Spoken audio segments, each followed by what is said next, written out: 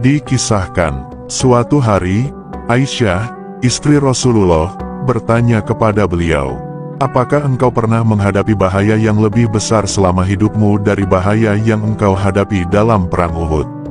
"Iya," jawab Rasulullah. "Tetapi, apakah bahaya yang ia sebutkan sebagai bahaya paling besar dalam hidup beliau?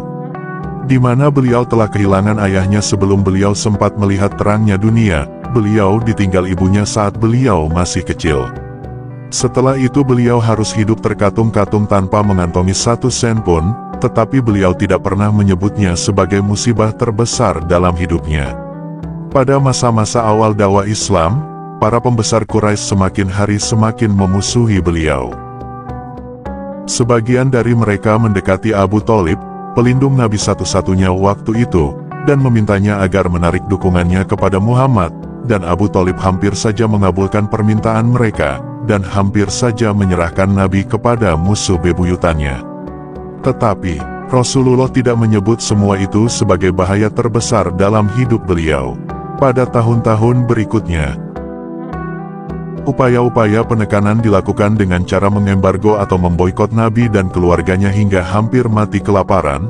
Bongkahan batu besar ditimpakan kepada beliau dari atas puncak bukit, tendanya dibakar saat ia tertidur di dalamnya, racun mematikan ditaruh dalam makanannya, dan dalam semua percobaan pembunuhan itu, Rasulullah berhasil selamat walau dengan perjuangan berat.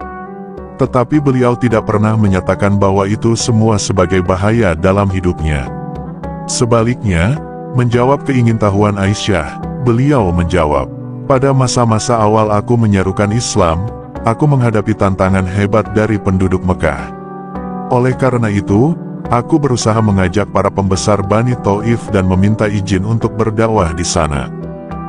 Aku diberi izin oleh salah seorang pembesar suku, namun secara diam-diam ia menghasut sejumlah penjahat untuk menyerangku, sehingga segera setelah aku memulai seruanku, mereka menyerangku.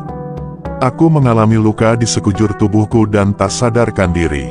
Salah seorang sahabatku menggendongku ke sebuah tempat yang agak jauh dari Thaif dan meletakkanku di bawah lindungan sebuah pohon.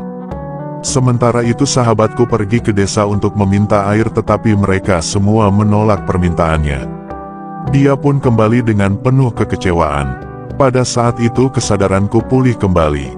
Aku mengangkat kedua tanganku seraya berdoa, "Ya Allah yang Maha Kuasa, karena risalahmu yang engkau perintahkan kepadaku untuk menyampaikannya kepada manusia." Tetapi mereka tidak mau mendengarkanku.